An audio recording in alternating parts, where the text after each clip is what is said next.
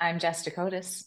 And I'm Nick Koziel. Welcome to That Sounds Terrifying, the podcast where we share terrifying stories, we share listener experiences, and we visit virtually some of the most haunted places in the United States and the world.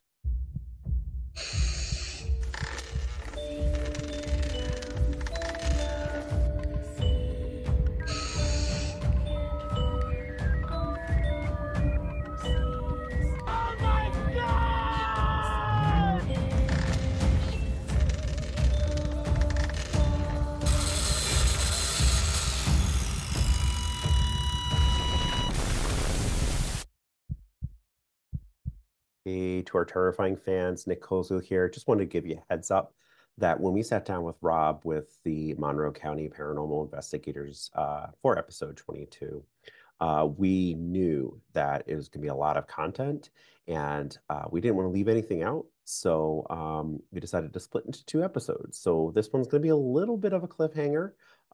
So episode 22, Everything is Possible. Here's part one.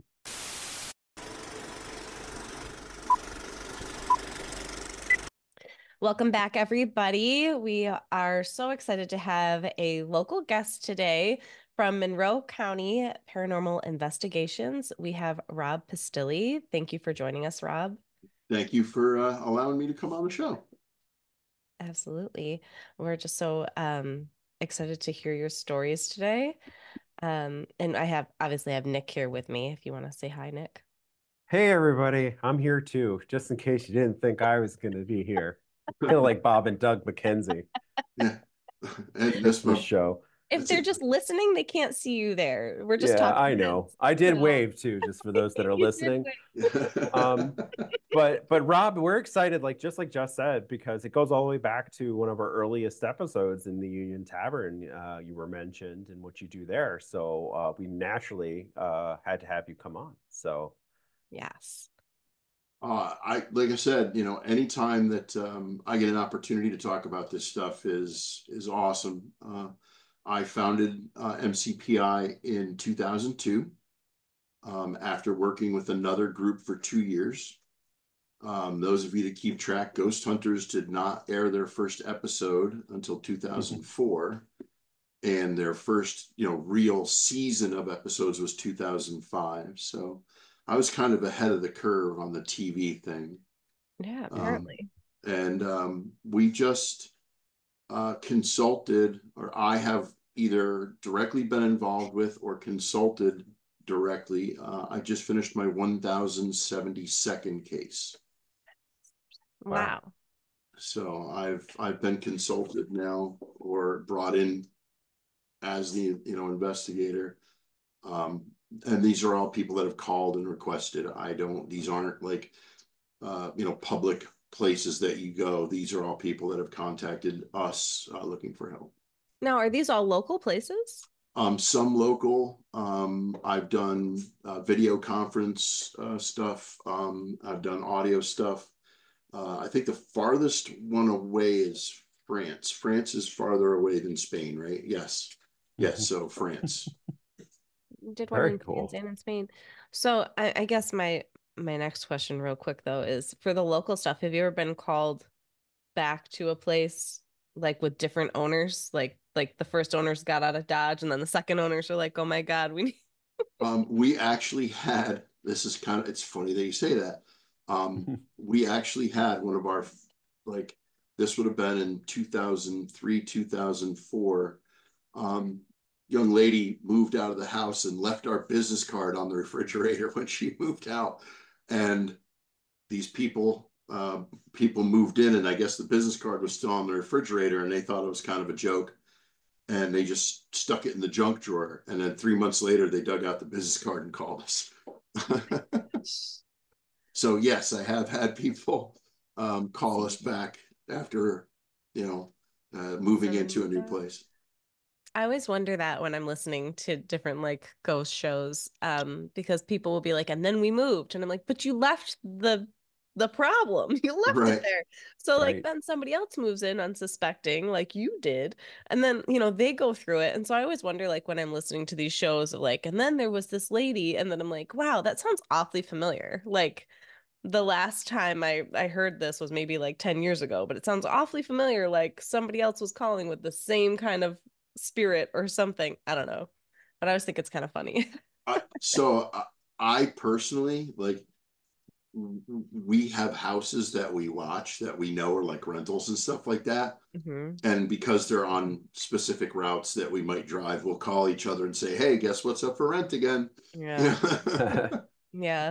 and it's just like sometimes we feel like we should go by and put a flyer in the mailbox Yeah. because Right. it seems like every 6 months these houses go up for rent. Yeah.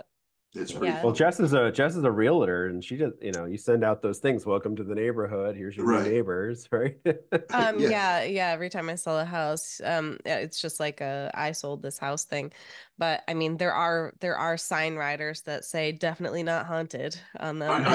I was going to ask that question because we have been told, and I guess you're the right person to ask. Yeah. So if you have had someone come into your house and they have found credible or semi-credible evidence, Mhm. do you have to say that when you're moving? Do you have to acknowledge that? And In New York State, you do not. okay, Now, in New York State, the only way that you have to disclose is if it's a famous haunting, like the Amityville Horror House. okay, That would be which they because there's know, people that drive by. which they no longer have to do because DeFeo came out and said it was all fake. Hmm. Even if but even they would still have to disclose Oh, it they because still have to disclose it.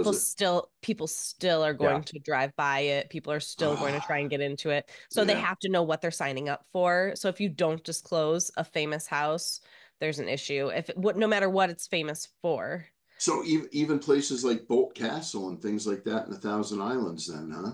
they'll have to disclose, yeah. Yeah. I mean, not that they'd ever sell it because it's now, Right, but lucrative.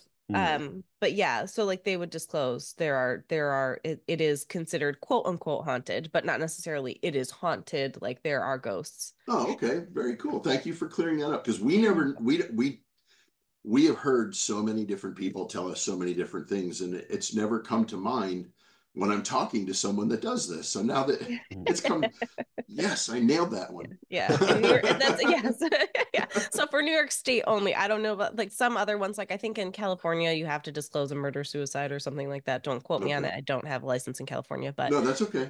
here we don't have that. All right. All right. Yeah. Yeah. Well, Awesome. I that's found awesome. some. Well, thanks, Jess. Thanks for being Yeah, on the you're welcome. show. Episode over. Thanks, guys. No, I'm just kidding. All right, it's perfect. Great job, everybody. Have a great Yeah, day. Pat ourselves that's on the great. back.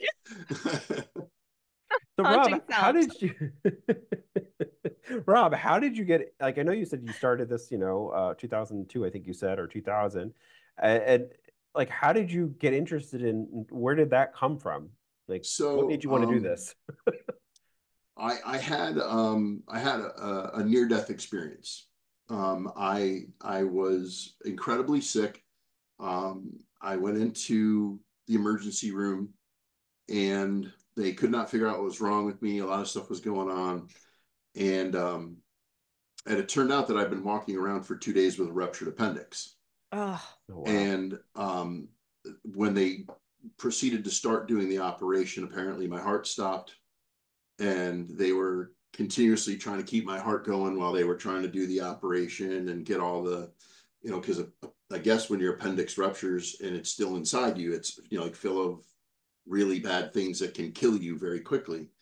Mhm. And you know, they said that although I was not dead, my heart had stopped, and they had to artificially keep my heart going while they were trying to do this procedure. And I am not ashamed to say that when I was a younger person, I was kind of a jerk. I wasn't necessarily, I didn't necessarily think about other people a lot. It sounds strange, and it's difficult to admit, but it's one of those things that when you can admit to yourself who you really are, and I was able to admit to myself who I really was, that I was not a very good person, not necessarily mean, just didn't necessarily go out of my way to help anybody else but myself. mm, And after this experience, I was really jealous because you hear about like, oh, I floated over myself in the hospital bed and I could see everything, and none of that happened. There was no white light, there was no voices, grandma wasn't reaching out to me, none of that stuff, right? Mhm. And I was really jealous because again, not necessarily the most centered human being. And I started researching near-death experiences. And in doing that, I found out that there was a group here in Western New York that investigated hauntings. And I'm like, okay, that's like the next closest thing. And I reached out via email, and I met up at this is a huge joke with MCPI. I met up at a Time Hortons due to a spelling error. We met at the Time Hortons in Henrietta on a Tuesday night. And that Thursday night, I did my first investigation, and I've been doing it ever since.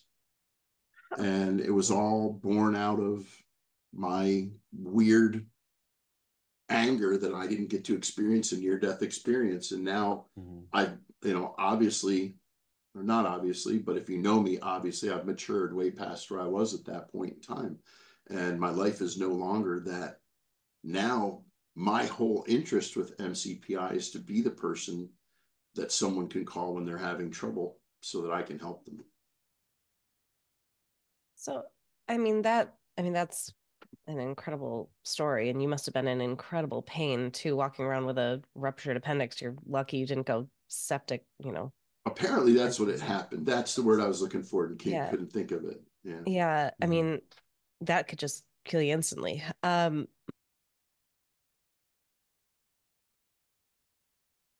No, Oh, we lost Jess. she You froze. lost you lost You're me? Oh, back. You're now back. you're Oh, okay. back. Oh You were no. just saying that could have killed you instantly, and then you Oh. froze. Oh no. So I thought we'll maybe have you went to. septic, and then we were like, Yeah. Yeah, I was gone. I guess my question, maybe they don't want me to ask my question. My question is, my question is, did you um was there a part of you that was also just concerned that maybe there wasn't an afterlife because you didn't see anything? yes. So you were scared too, right? Like it wasn't just anger, you were scared. I'm not. I don't necessarily want to use I wouldn't necessarily use the term scared. Okay. I prefer um, determined. I Okay. was determined to figure out if there was something else. Interesting. Because Yeah. I guess when you're confronted with that, you have to make that call. Yeah. Yeah. And I still struggle with it today. Yeah. I'm still not 100% sure what happens. My absolute favorite book is Stephen King's Pet Cemetery. And there's a part in Pet Cemetery in the book where the dad is discussing with the daughter what happens when we die. And he says, one of two things happens. Either everything is possible and we go on, or nothing's possible and that's the end. I mean, he's a little bit more eloquent with it than I just was, but there's really only two choices. Right. Either it's all possible or none of it's possible. There's no middle ground.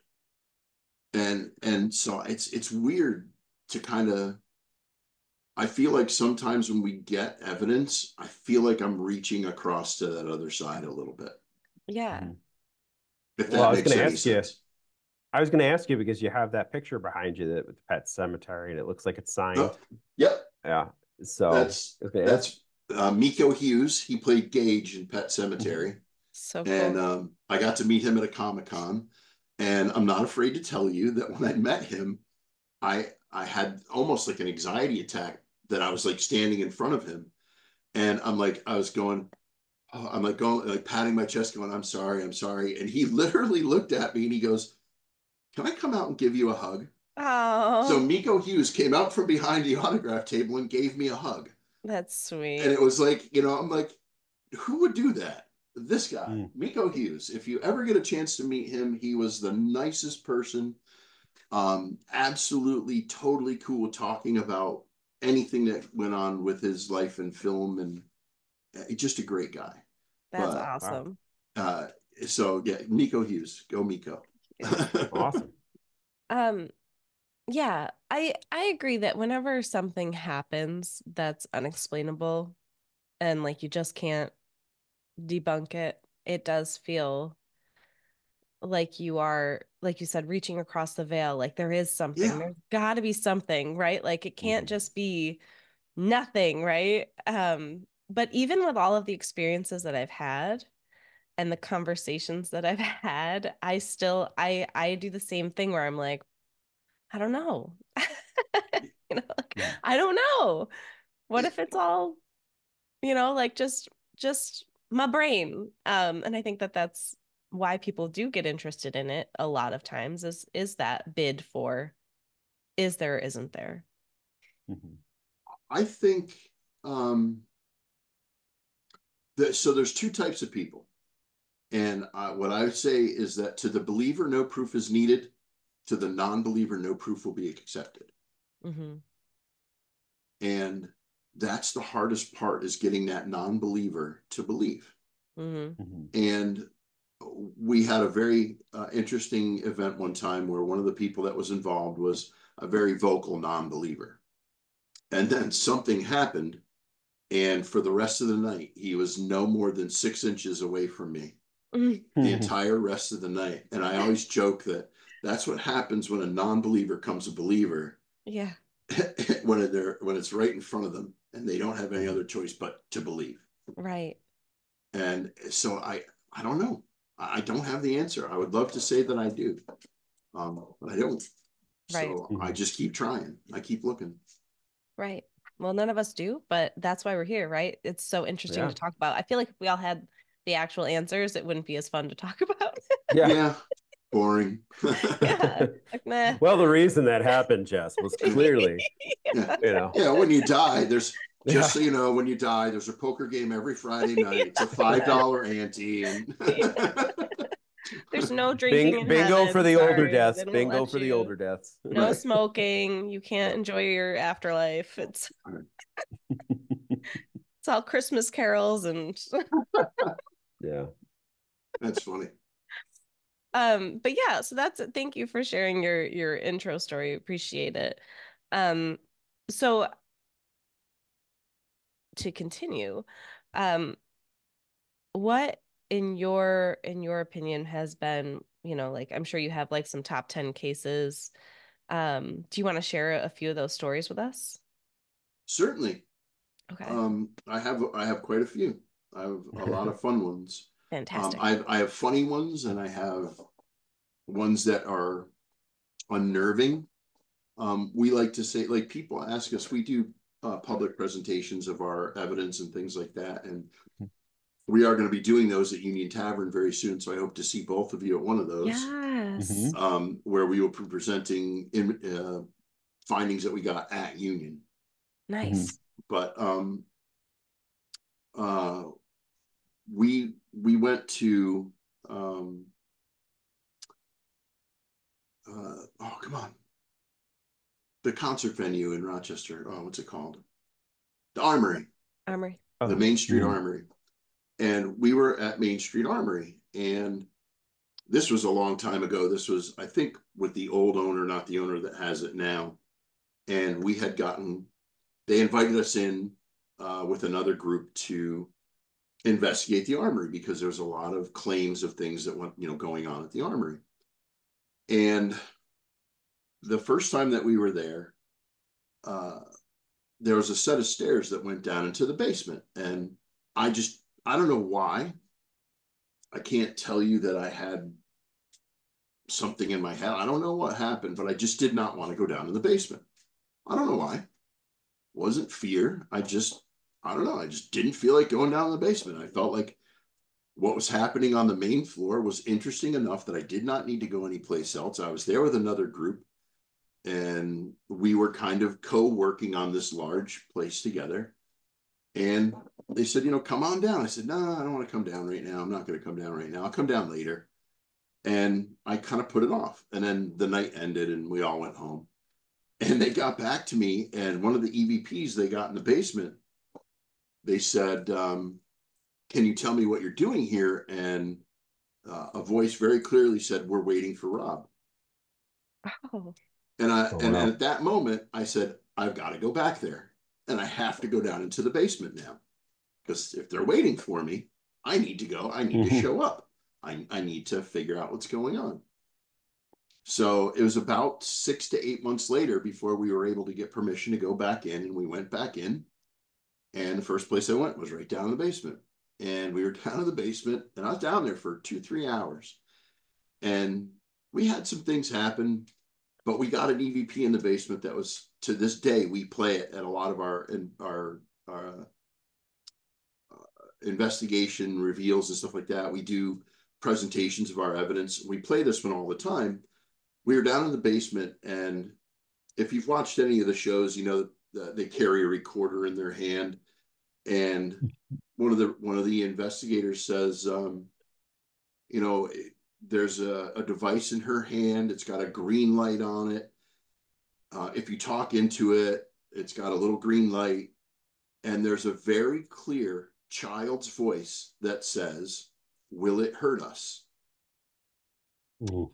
We were so excited about that piece of, like we got an intelligent response to a question. Yeah. We were so excited about it. It wasn't until like 3 weeks later that one of us went, "Hey, wait a minute. It didn't say, will it hurt me? It said, will it hurt us?" Yeah. At that point in time, we went, "Can you please define how many us's there are? Are there 3 us's? Are there 300 us's? We don't know." Right. So we would love to get back into that location. But the new owner, I think he does like a haunted house kind of thing at Halloween. So he's not really interested in the true paranormal things that go on in his building, that's perfect. Good for him. I hope his business, does great with it. That's awesome. But it's one of those, it's an opportunity that I wish I had back. Yeah. I would love to go back down there. And now that we had that, will it hurt us? I would love to find out who us is. Yeah. It's so, that's the kind of stuff that intrigues me. Like, you get these questions, and we've been doing this for a long time. I have another person that's in the group with me that we started at this. We met at the same time, Hortons, and we started the same night, and we're still together 24 years later doing this. Nice. And we have been through all kinds of stuff, seen all kinds of things, heard all kinds of things. But I think the really cool ones are those places that you can walk into and you can sit down. Maybe you're going to see a concert at, Main Street Armory, but just know that down in the basement, there's something in the basement for sure. I was also at Main Street Armory. I was actually, I'm 6'4", 250 pounds, 260 pounds. I was physically lifted up off my feet and pushed backwards into another investigator. Whoa. That was interesting. That one got got me to kind of, I don't know what you want to call it, but be careful about what I was saying, what I was asking. Yeah. Because we try and tell people, if you go out and you say, "Give me a sign that you're here," they're like so famous on the television shows, Yeah. Yes. Don't do that. Screaming and yelling at spirits, "Give me a sign that you're here." Well, rude. Maybe the sign that they're there is, picking you up and throwing you backwards. You don't know. Yeah. But, but if you say, "Hey, if you're here, can you do this for me?" Mm-hmm. Yeah. And then if you hear, well, then all right. At least you gave them something to do. You gave them a specific thing. Yeah. So if you hear that specific thing back, great. Because what if the sign was turning over a page in a book 3 rooms over from where you are? Right. You're nowhere near where that book, Right. So I laugh at I have a hard time with a lot of television shows because I do this all the time and I know what it really takes to do it. Yeah. And they don't really do what it takes to do it. They dramatize it to a point where it's for me, it's almost no fun watching the shows anymore. Right. Right. It's Yeah, like I was how going to I don't. ask. Sorry. Go ahead, Jess. It's how I don't like to watch HGTV, like the House Hunter show. Oh yeah. Oh, yeah. So I have a question about those. Like, so like my husband is a part-time librarian, and I'm a butterfly wing Yeah. specialist. Yeah. And well, what's your budget on your house? 1.7 million. Yeah. Yeah. Unclear. Yeah, Yeah. unclear. We have no Yeah. idea like what we make fun of it too. I mean, also they've seen way more than three houses, way more, Yeah. and they've already Yeah. picked the house before they even record the show, Right. to make sure that they get it. Yeah. But yeah, Yeah. they're just. I've sold a house that was part of one of those shows. It Oh, was awesome. Yeah. it was one of the options that they didn't choose, and so but like my people loved it and chose it, and then we didn't know until after we like 6 months after we closed, I want to say. Um, that's when they revealed it because we couldn't know until the show was like airing, I But guess. see, that's Yeah. awesome for you because you got money and they didn't. Yeah. That's how I look at that one. Yeah, absolutely. No, it was really neat. It was and the Yeah. buyers were super stoked. They thought that was neat. Sorry, Nick, I interrupted you. What was your No, it's question? okay. You made me think of something else too, and I cannot remember the name of the show. It was one of the first one. I think it was even before that channel existed, but it was like, the makeover shows. And Oh yeah. we had like Invade Your Space or something. But I worked at Bed Bath & Beyond, and we had one of the cast come in and looking for specific like items to showcase, and that everyone like was like, "Oh my gosh, look who it is." And I'm like, "I don't know who that is." Yeah. Hi, I 16, don't know. 17 years old. I'm like, yeah, Uh, she wanted help with a pillow, and like there's cameras following her. And I'm like, okay. Um, so, but it was interesting. But what I was gonna ask is like, so I've talked to a number of people, like, what I guess I consider our fans, and one of them was talking to me like, when you talk to paranormal investigators, because he sort of assumed that I was going to do this at some point, can you ask the question? Something's always dramatized in the shows and things like that.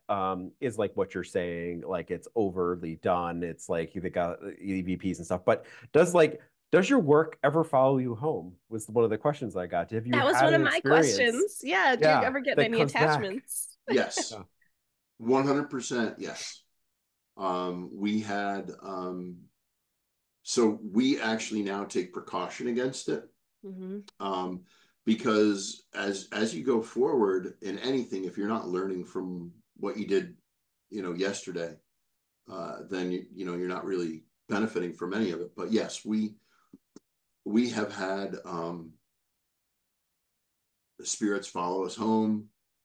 I had a situation where I was having like these horrific nightmares for almost a week. Other than like 10-minute lapses here and there, I did not sleep for 4 days because every time I closed my eyes, these horrific images would happen in my brain. And it was just weird. And then it just stopped. But yes, things have followed us home. But now we take precaution. Now we kind of know what to do. Mhm. So you learn, Yeah. and Well, and one of the, again, sorry, go ahead. no, I was going to say what I learned was what I did in the previous episode. I was talking a little bit about a light that I had that would change on me like in the middle of the night, and it's one of those touch lamps that you can very easily debunk. I've like looked it up online. They tend to just change. But what was weird about it was that it would change um, to a specific color and not stay in the order. So like I'd wake up and I think it was blue. It'd become blue. I'd turn it off, and then I'd like kind of roll over back to sleep, and then it was blue again. And it should have gone through like 6 different colors before it got back to blue. So in any event, what I said to the thing was one time it was just changing, and I said, do something different. And I didn't give it anything like, change it to green. I just said, do something different. And it went through all the colors like in a row, and then it just kind of kept doing that until I touched it and it stopped. Now, I'm not saying that something definitely spiritual happened here. It was just I learned just from you. Don't just say do something different, say like change it to a different color or like, right. flip this page. That's important. But you said you take precautions and you do some protection kind of things. Like, can you go into that a little bit more? Like, what is it that you do? Well, we call it an opening and a closing. Some people might call it a prayer. Some people might call it a blessing. I call it an opening and a closing, Okay. because it's amazing. Anyway, I'll get into that in a minute. But basically, what we do is before we go in, we hold hands in a circle, and I just kind of to the universe or to whoever say that, may our eyes be open so that we may see, may our ears be open that we may hear, may our minds be open so that we can experience all that there may be here tonight. We ask for safe passage as we pass through this environment. We're simply here to try and help the people that are here. And we ask this in your name. And then we drop it. And then when it's over, we come in tighter. We link arms at the elbows so that our circle is smaller. And we invite whoever would like to join, if it's a private home or if it's a business that the people are there that have asked us to come in. We invite them in, and we just kind of go through in reverse, and we say thank you for safe passage. If we gave any permission for anything that was here to follow us home, we now revoke that permission. We do not allow you to come with us. If you were here, you must stay here. You cannot follow with us. If you want us to come back, then hopefully you've given us a sign in what we did tonight that, you spoke to us or you answered our questions, but you are not allowed to come with us. And then we just kind of do the same thing. We ask this in your name, and that's it. I mean, those aren't exactly the words, because every time it's a little bit different depending on what we just did or where we just were. Yeah. But it's just kind of one of those things that we learned that if you put your intentions out into the universe, sometimes it works, and so we try and put our intentions out. I do that when I leave houses, certain houses where I'll feel something or I'll see something or hear something, and I was like, you can't come with me. You have to stay here. You don't get to follow me. Yeah. Okay, bye. Yeah. And so I've had people tell me that that's rude. I'm like, it's not rude. Not rude. It is a safety precaution for the people in my life. Right. I don't need anything coming into my life to make my home life, difficult. Right. Well, also, it's not like I wouldn't bring somebody who was alive with me. I would, you know what I mean? Sure. Like they wouldn't just hitch a ride in my car to my house and hang out at my house and give me nightmares or whatever. Like, yeah, you're not It's a allowed different to level of influence. creepy. Yeah, like you're not allowed to influence me. Like just because I can't see you like with my naked eye, it doesn't mean I can't see you and feel you with my mind's eye. Like that's not okay.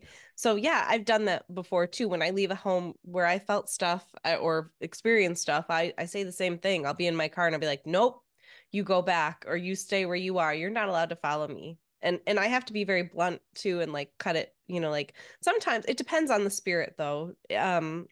It does, because sometimes it's like a good feeling and I'll be like, hey, I'm really sorry you can't come with me. But like, I usually think about white light and things like that for them. But if there's something that feels threatening, I'm like, get away. You cannot come with me. That is, so I'm glad that you brought up the white light thing, because that is something that we get asked a lot. Will you come in and cleanse our home? Cross I'll them say, well, over. what do you mean cleanse? Well, can you cross over whatever's here? Absolutely not. No way. You're not going to make me do it. You can beg me, plead me, offer me money. And by the way, we do not take money for any of our services ever. Everything we do is free. Everything. All of our clients, they are our clients for life. If they call us back 10 years down the road, we'll be there to help them. But I will not try and cross a spirit over. And there are two very good reasons. One, what if that spirit happens to have been of the Christian religion? And what if there's a question in their mind whether they're going this way or this way? If they're going this way and I'm forcing them over, they're probably not going to go quietly. It's probably going to make a bigger problem. The other reason being, I get to walk away from that house. Right. So if I create more turmoil, I'm not the one that has to deal with it. So I'm not a big fan of I've seen people on television shows go to the light, go to the light. And then, you know, okay, how do you know that the spirit that was there didn't kill 67 nuns with a butter knife? They're not going to the light, you know? Right. They're not going to think they deserve to go to the light. So, Yeah. and they're, I'm commanding you to go to the light. Well, you can command me all you want, but that ain't the direction I'm going. So no. Right. Right. Right. Right. You can send them light, just like you send living people light. Right. You can Send just, them white light, like whatever it is. It's love. It's sending right. people love, energy, love. And that's, so Yeah. we refer to it as just acknowledgement. Mm-hmm. Just acknowledge what's there. Yeah. Whether it's a simple acknowledgement, hey, I'm going to work. Can you watch the house? Yep. Chances are, if they're stuck in that house, or that's where they lived or died, or there's a reason why they're there, yeah, they're going to watch over the house for you. Right. And all you have to do is communicate. Right. And I don't know. I just,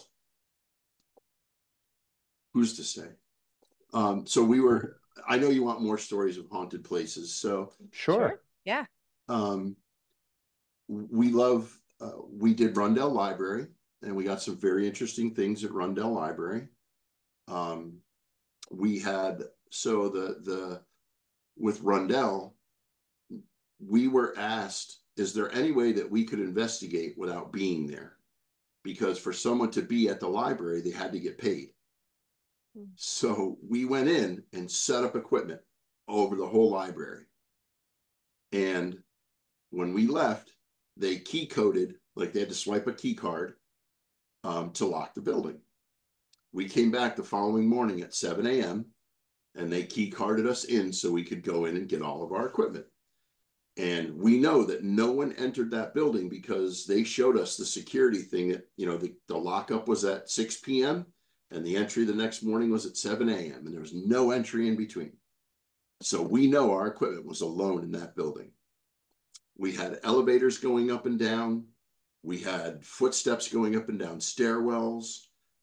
We got a voice down in the basement, or not basement. What do you call the area where they keep the books that are not on display?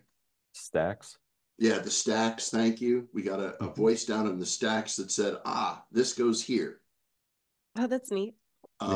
We got all kinds of stuff, and there was nobody in the building. So that's, to me, that was one of our coolest investigations, even though we didn't get to go in the building to investigate. It was really cool knowing that all of our stuff was locked off, could not be accessed, could not be messed with. And we still got really cool stuff that happened while we were there. Wow. You know, so Cool. I love that one. Obviously, Union Tavern is one of my favorite places to go. We have developed a really good relationship with Kelly and Don, the folks that own Union Tavern. They are just the nicest people. And they really embrace the fact that they have a really cool building with a really cool story, with some really cool stuff that goes on there. And really great food. And great food, you know, Yeah. and and the people that work there, you know, they're just awesome. All the people that work there. And so to have the people embrace that kind of thing is really cool. I'm going to mention it. You can kind of go with this as you will, but we investigated Jiva Theater 3 times. One of the most incredible places I've ever investigated. It was the first time I ever had a yes/no conversation with an EMF meter. And if you're listening and you're not familiar with that is, an EMF meter, it detects electromagnetic field. And it's got a series of lights on it ranging from green to red. And it goes green, light yellow, yellow, orange, and then dark orange, red. And we were asking yes/no questions. We said, we're going to ask some questions. For yes, can you make it blink twice? And for no, can you make it blink once? And it was the first time that another investigator and I, Brian and I, had about a 20-minute conversation where we were asking questions and getting yes/no answers on the EMF. And they weren't just random answers. It wasn't like there was a cycle going on, because we were looking at each other going, can you believe this is happening? Oh my God, this is really going on. This is crazy. Oh, we better ask another question.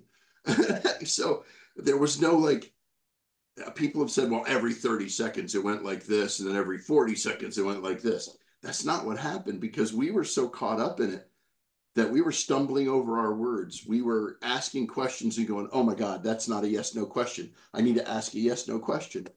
You know, so there was no cycle to it. And it was the first time that we ever got that. And it blew me away. It was amazing to have something like that happen.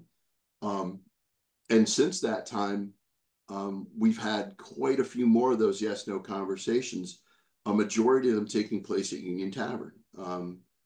We've had amazing conversations with the K2 or the EMF meter at Union Tavern. But Jiva Theater, and the folks that used to own Jiva Theater before the people that own it now, people that own it now are not cool with the paranormal history of Jiva Theater at all. No, that's upsetting. It's a theater. Mitch mentioned it too, I remember. Yeah, they're not big on it, unfortunately. But so what happened, so the people that owned it prior, they did a bunch of research on the building, and they had everything that Jiva Theater was before it became Jiva Theater. It was a casket manufacturing company. There were no dead bodies were ever there, but they actually manufactured the caskets there. It was a livery. It was a livery stable, I should say, back when there was horse and wagon. It was a livery stable. It was a USO hall at one time for World War I. It was an overflow hospital 2 different times. It was an overflow hospital for the flu epidemic in like the 1918 flu epidemic. And then it was an overflow hospital for a tuberculosis outbreak that also happened in Rochester. Wow. And we did not do any of the research on it. The people that owned it provided all this research for us. And they claimed that with the overflow hospitals being what they were, if you were sent to an overflow hospital, it was because there's really no chance you were going to get better. So you went to a place where there was minimal staffing just to kind of live out whatever you were going to live out. They kept the people that they thought they could fix at the main hospital. And the people that did the research estimated that there were over 10,000 people that passed away inside the building that is Jiva Theater. Oh my God. Between all the different things that it was through its years. So it's kind of a weird thing to think of. Here it is, this beautiful theater, but at one point in time, it was filled with, people that were unfortunately nearing the end of their lives. And there's one famous story about a nurse that committed suicide at the overflow hospital, and that's who we had the yes/no conversation with. Was this nurse. I was going to ask who it was, if you found out who it was in there. So did the nurse confirm the story in the conversation? She confirmed a few things. That as we started off, saying, because we knew the nurse story, so we started right off by saying, were you a nurse in this building? And we instantly got a yes. And we're like, did that thing just blink twice? That kind of thing. And we're like, can we ask this question? All right, let's ask this question. Were you a doctor? And it blinked once. We're like, okay, so you were a nurse, and it blinked twice. And that kind of started that whole yes/no conversation. And I got a little daring towards the end of it. And I said, is it true that you took your own life? And it blinked twice. Wow. And just off the cuff, I said, pills. And it blinked twice. And I was just blown away by and I was like, okay, I don't think we need to bother her anymore. We need to thank her for her time. We need to tell her that, we're sorry what happened, and obviously it must have been so overwhelming dealing with all these people, just death all around you. I'm really sorry that you had to go through that. Thank you for answering our questions. And we just cut it right there, because I started to have this feeling of overwhelming emotion, because an offhand comment just kind of was like, ooh, as a little Yeah. personal, you know. But it you know, you never know, and that's the thing. You just don't know. Yeah. Yeah. I mean, I mentioned it's interesting because historical perspective definitely changes what you think about a place. And Mitch Wisik, who was on our show earlier, he talked a little bit about the theater. I'm not sure if he talked about it on the show, but I know he's talked to us about it before. And I was just thinking, because I don't know Rochester at all. Oh, Mhm. it was a theater. That's super cool. But when you put that kind of a history back there, I'm like, a lot of tragedy happened there. It's not just positive comedic, theatrical energy. Yeah. Right. And it's like Union Tavern, you know, Kelly has done amazing research on Union Tavern. Kelly, the Yeah. owner, and that place started out as a private residence. It was a private Mhm. residence, and then it's been through so many things. It's iteration. It was a speakeasy during Prohibition, and all kinds of cool people that have, you know, amazing personalities have owned that building and worked there. And you forget that because you're sitting in a building as it is now, there's a history before now.